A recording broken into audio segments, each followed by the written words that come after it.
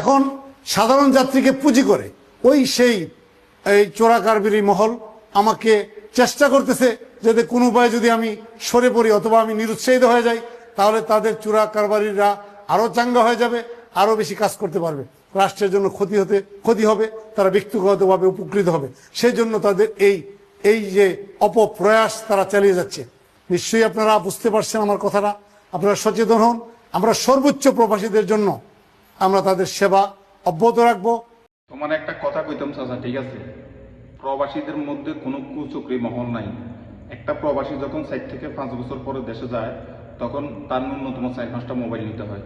তার বন্ধু বান্ধব আছে, আত্মীয় স্বজন আছে, তার পরিবার আছে, ঠিক আছে? তো একটা প্রবাসীর ন্যূনতম 4-5টা মোবাইল নিতে হয়। আমি যখন 2 বছর আগে দেশে গেছি স্বৈরাচারের আমলে, আমি নিজে 7টা মোবাইল লয়ে গেছি। তখন তো সরকারের কেউ বলে নাই যে 25,000 টাকা মোবাইলের ট্যাক্স লাগে।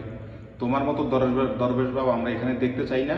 অতি সত্বর তুমি এখান থেকে সইরা যাও, তাইলে সকল প্রবাসী মিল্লা তোমার ফুটকির মধ্যে একদম বাটার বোন লাগাইয়া পিছন দিয়ে কুত্তা লাগাই দিব, ঠিক আছে?